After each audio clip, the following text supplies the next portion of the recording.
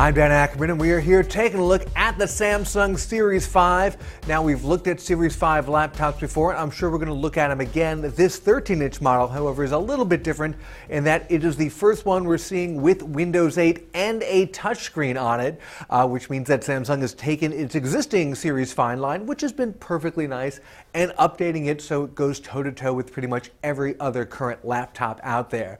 The nice thing about this particular system is it sits right in the middle of kind of the price band. We've seen a lot of 13-inch Windows 8 laptops that are $1,300, even $1,600. Very nice machines.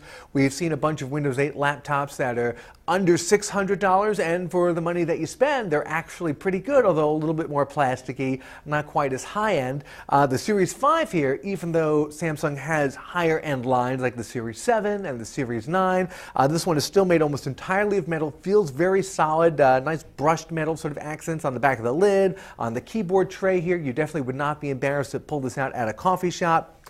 Even though it's Samsung's mid-price line. This particular configuration has got a Core i5 processor. It's got a standard 500 gig hard drive with a little SSD cache on it, and it's $850, which is a pretty reasonable price, especially when you consider the design and the construction and the workmanship is definitely a little bit above average from what you normally get for that price.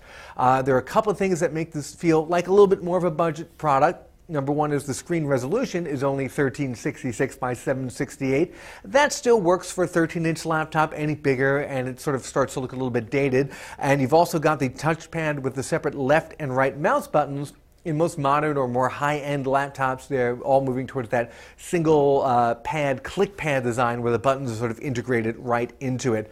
Other than that, however, you pretty much get all the bells and whistles that you'd expect from a current Windows 8 laptop, including the 10-input touchscreen. For $850, you're probably not going to find something that's quite as solid, quite as roadworthy as this. I'm Dan Ackerman, and that is the Samsung Series 5.